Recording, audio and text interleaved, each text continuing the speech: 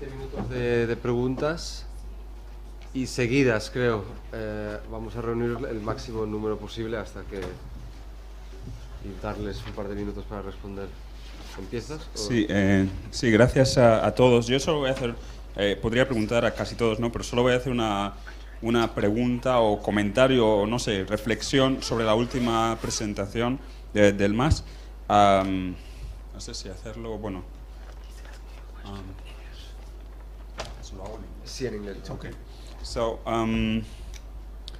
I think this presentation, the last presentation, is a very good example of why sometimes, you know, I think perhaps the title of the seminar is appropriate. You know, like thinking or reflecting about the decolonization within the African context. And I think perhaps maybe I will invite you to maybe think or say something about that African context in terms of like the violence, the use of violence, institutionalized violence, and so on. How different you think the example of Equatorial Guinea is compared to all the African countries? And I'm saying this because in relation to something that you said, like the theoretical framework that you use. I believe you call it. Well, I can't remember the exact term you used, but you said something. It doesn't result from the weakness of the state. It's more like it's a choice. It's a choice that these rulers made. So that's in a way my question is like violence. We tend to see that violence was widespread during the years following independence across many African countries. Why was this so widespread? Why they're choosing to use violence as a fundamental, as a key political tool? You may say that it is because they want to preserve political power, but in trying to preserve political power, they have different strategies, and why violence seems to be so prominent. So that would be my question. Bueno, Alba, que tenía la mano ahí, y luego Benita. Bueno, gracias a los cuatro. Solo una breve pregunta para José Luis Escudero, porque me ha parecido que los dos autores de tu tesis doctoral formaron parte del proyecto de CEIBA, del Centro de Estudios Internacionales de Biología y Antropología, que conocemos todos por las publicaciones que se han producido en los últimos años. Si podías contarnos un poco si conoces cómo surge la iniciativa y si hay realmente una relación. Y luego tengo una pregunta por Sara Santamaría también. Cuando has citado ese listado de obras recientes que tienen que ver con una memoria o con una remembranza del pasado colonial, has hablado de un pasado, de una versión hegemónica de ese pasado, y me preguntaba hasta qué punto esas obras forman parte de una visión hegemónica del pasado, cuando no sé hasta qué punto tienen una distribución suficiente o son realmente representativas de un discurso hegemónico. Y también me parece un poco, me gustaría que me justificaras por qué decides comparar las películas de post-Hermic, digamos, para llamarlos de algún modo, con la producción, por ejemplo, de Palmeras en la Nieve, que me parece que forman parte de dos circuitos un poco distintos. Y si puedes contar un poco el porqué de la decisión, y ya. Seguimos con preguntas. Yo creo que tengo algo suficiente. No, pero se está grabando. Bueno, quería hacer un par de cuestiones. Una tiene que ver con... No he entendido bien al primer ponente su posición respecto a la ciencia, mientras que entiendo que el planteamiento era vincular el papel de la ciencia a la colonización. Me da la impresión que, a diferencia de cómo ha planteado Cecil, ¿no?, la incorporación de lo no humano, por ejemplo, los animales en la producción de conocimiento, o la complejidad de esos animales como objetos culturales, bueno, me ha parecido que describe el trabajo de unos ecólogos que hacen un trabajo que casi es como los antiguos naturalistas que estudia Benita, y me ha dejado un poco sorprendida. Me gustaría que le dieras coherencia, si quieres, al contexto crítico de la mesa, ¿no? La otra cuestión tiene que ver con la exposición de Sara Santamaría, porque algunas cosas me repercuten en cuanto a la complejidad de plantear los binarios, ¿no? Me parece que a veces cuando estudiamos solo una parte de los binarismos estamos enardeciendo a esa parte, no sé cómo decir. Creo que es un reto el poder hablar de eso y de lo otro, ¿no? Y cómo hacerlo. Lo digo porque yo misma soy productora de discurso anticolonial en el 2006, creo que fue, y claro, me parece sorprendente que digas que sigue habiendo tanta continuidad con el discurso colonial. Yo creo que ahora mismo hay mucha crítica colonial que puede ser una manera de tranquilizarnos como blancos, pero que ahí está, ¿no? Entonces, no sé, cómo hablar, ¿no?, de los dos discursos a la vez y no estar locos, como dice el cantante este. En ese sentido, me parece que esas visiones benevolentes se pueden complejizar. Es decir, que visiones benevolentes respecto al pasado también las vemos en el discurso memorialista con la guerra civil, pero me gustaría saber cuáles son esas conexiones, porque yo misma creo que el franquismo tiene muchas conexiones y así lo planteé en la construcción de la identidad española a través del territorio colonial, ¿no? Entonces, ¿por qué ese discurso benevolente tiene resonancia o no con el discurso memorialista de la guerra civil? Y si por benevolente, ¿qué entendemos? Porque ahí hay un régimen emocional, ahí hay cuestiones como el catolicismo, que no han mencionado, pero que está. Entonces, no sé, me gustaría como eso verlo un poquito más denso, ¿no? Y muchas gracias por todas las ponencias. Seguimos aquí abajo. Gracias, Enríquez, a los dos. Quería hacer voy a hacer preguntas directamente porque creo que todas las ponencias han sido interesantes, pero tengo muy poco conocimiento de los aspectos biológicos, perdonen que no pueda adentrarme mucho, pero admiro mucho el trabajo que se ha hecho en este aspecto. Pero mi primera pregunta es quizás para Cécile, es relacionada con la iniciativa, por ejemplo, del gobierno francés de retorno de digamos, objetos culturales a las antiguas colonias, o sea, a sus propietarios directos. No sé qué opinión tiene de ese proceso y que creo que está un poco relacionado con su propuesta final sobre el retorno de estos bienes. Delmas, I wanted to ask you something specifically on Ndong Millone. So you mentioned that that at some point that the church was supporting, in a way, Macias at some stage, right after the elections. My theory, my assumption was because Ndong Millone, who lost in the elections, was supporting Macias in the second round. Therefore, the church, who was with Spain, that supported Ndong Millone in the first round, had to support Macias in the second round. So that's why I think the church was kind of wanted to support Macias, but it wasn't really not fully. I don't think it was thought through because they were just trying to seize that opportunity. That's my theory, but I don't know what you think. What you think about it. And the other comment is related to the fact that it's difficult to rationalize dictatorship. So I think you try to do a very difficult job, because in my sense, trying to kind of find rational justifications or explanation, not justifications, explanations, it's quite difficult. But that's just a comment.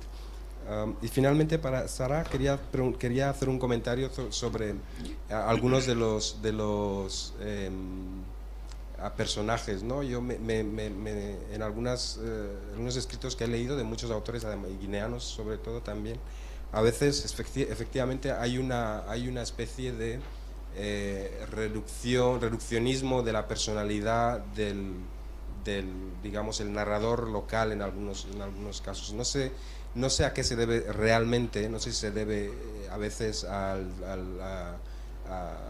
una intención propia del autor de disminuir eso. Yo creo que no es así, porque muchos autores son algunos guineanos, o sea que no creo que sea esa la intención, pero quizás un poco reflejar el hecho de que ha habido una especie de lo que José Luis Nvumba ha llamado la pérdida de la autoestima o destrucción de la autoestima del indígena, ¿no? Total, que hace que haya una especie de visión propia inferior al final en un escrito. Pero no sé qué piensas, porque creo que los ejemplos que has puesto parecen bastante que reflejan eso de alguna forma. Gracias. Gracias. Caben dos más preguntas, Benita y Abui. Vale, sí, Abui y Benita.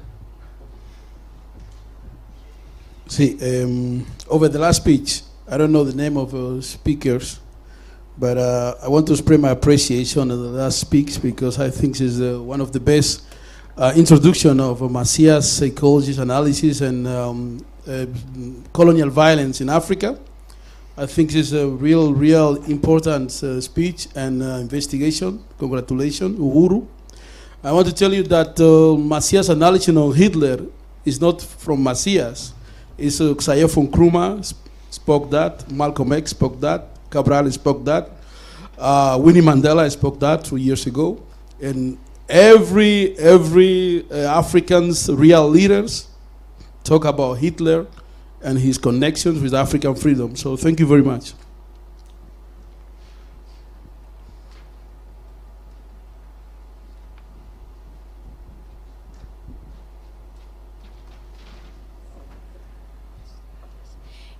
Muchas gracias a todos por el panel, me han gustado mucho las 4 ponencias y como ya estamos pasados de tiempo quería hacer solo 2 preguntitas muy breves. Una para Cecil sobre el concepto de la justicia epistémica. ¿Qué podemos hacer nosotros como académicos, productores de conocimiento, de saberes, de ciencia, etcétera, hoy en día para contribuir a esa justicia epistémica desde nuestra propia producción? Y la otra para Sara.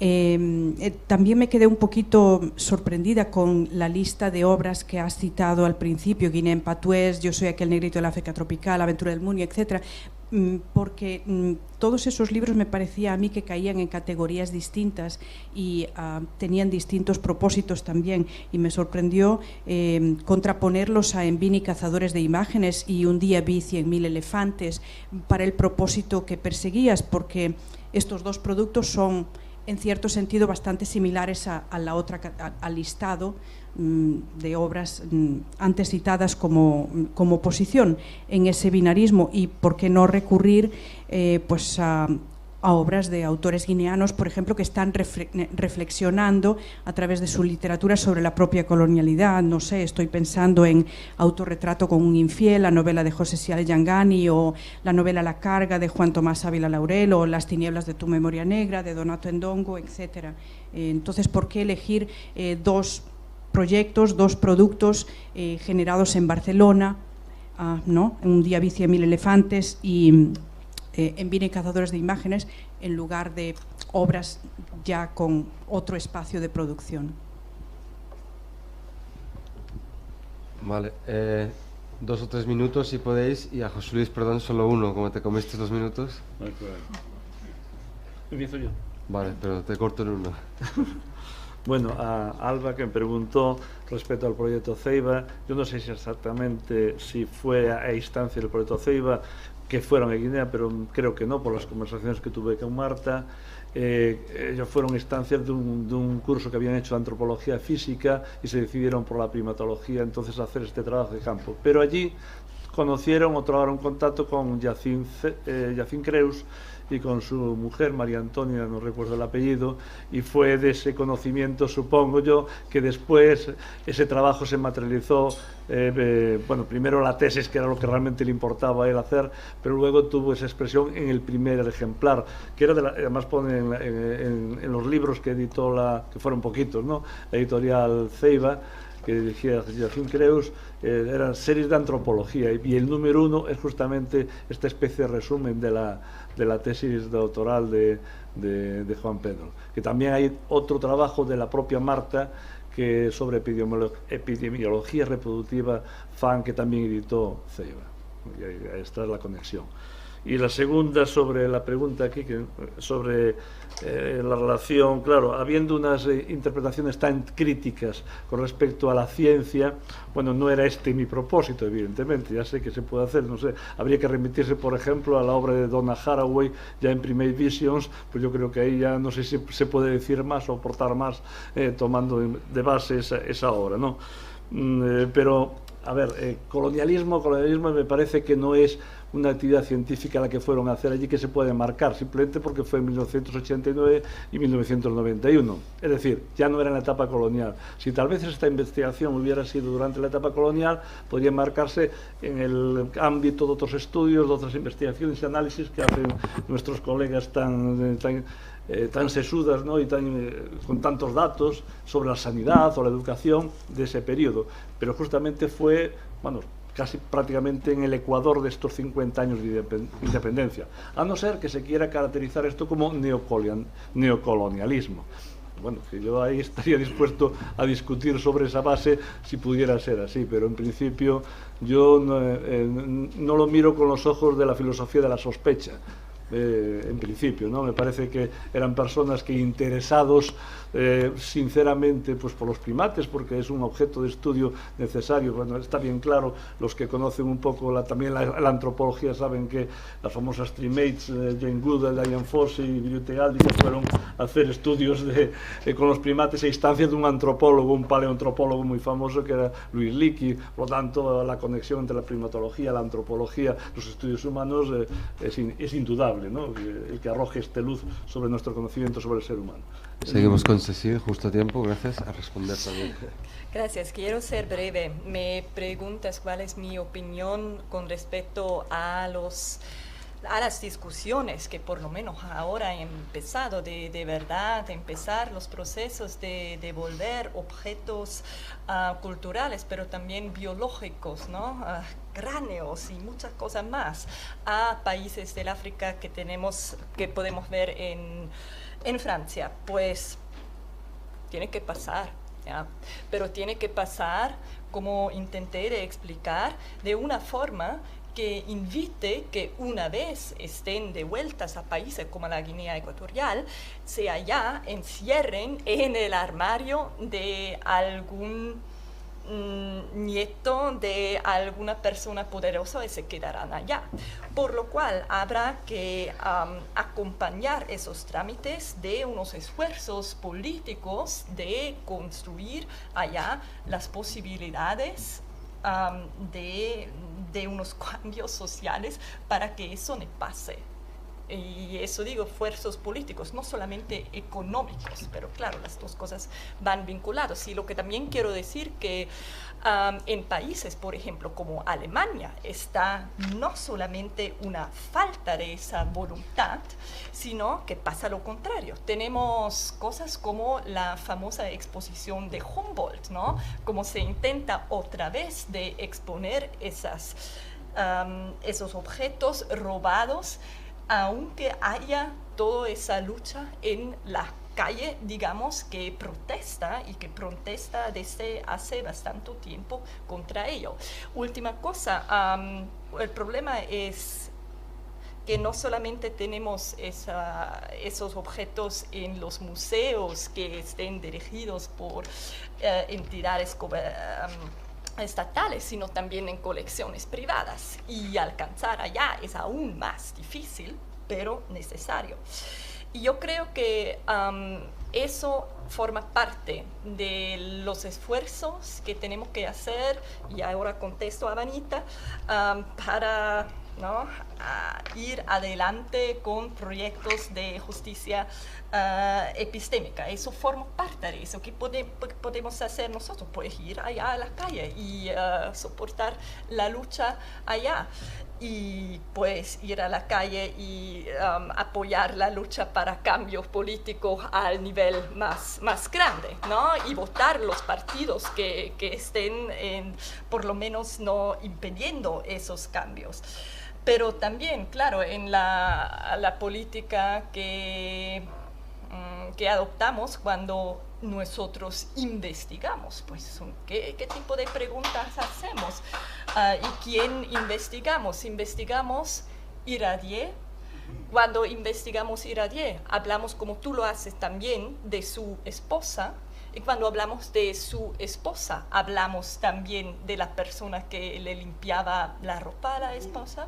Pues eso hay que hacerlo. Y luego lo que escribimos, hay que meterlo en una página web de libre acceso para todos, como lo intenta de hacer Enrique allá. Eso también forma parte de esos esfuerzos a lo que podemos contribuir todos nosotros que estamos aquí.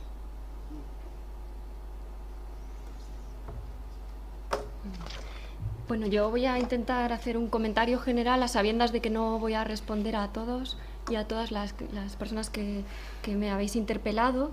No sé hasta qué punto quizás hay un cierto malentendido o yo no he comprendido bien algunas de las preguntas. Cuando he hecho esta lista, digamos, de algunas obras que se han publicado en los últimos años, estaba citando obras que desde mi punto de vista participan de eso que yo he llamado discurso hegemónico, que entiendo la pregunta de Alba cuestionaba precisamente esta categoría, el que yo utilizara este concepto para referirme a este discurso.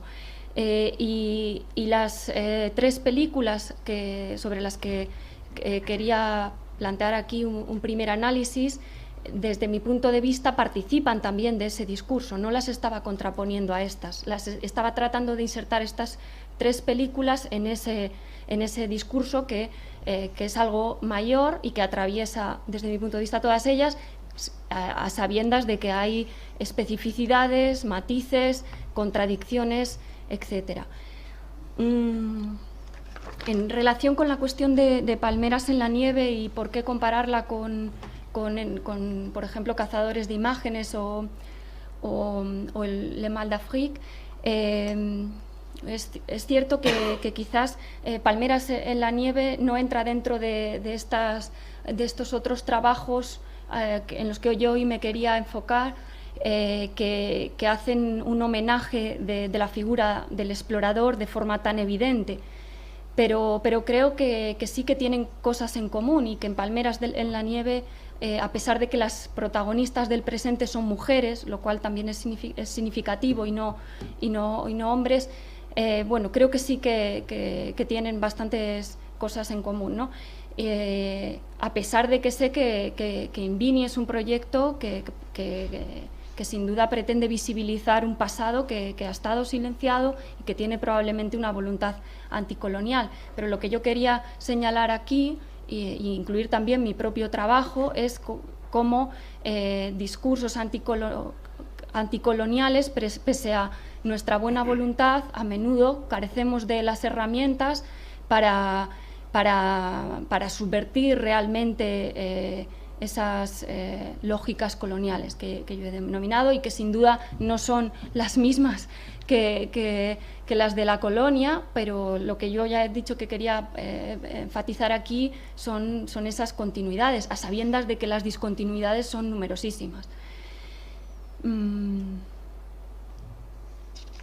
Y después, bueno, pues la relación con el debate sobre la cuestión de la guerra civil, que lo he mencionado de forma muy precipitada, es porque yo encuentro que hay una cierta relación entre un cierto discurso en el debate sobre la memoria de la guerra civil española y del franquismo, dentro del cual se pueden distinguir, por supuesto, diversos discursos, y si dejamos el completamente revisionista de lado, yo he identificado uno que pretendía, digamos, homenajear a las víctimas del franquismo y que lo hacía a partir de una idea de repensar ese pasado de forma crítica, y otro, sin embargo, que apelaba no tanto a la herencia de la República, de la Segunda República, sino que tenemos que terminar. Bueno, sino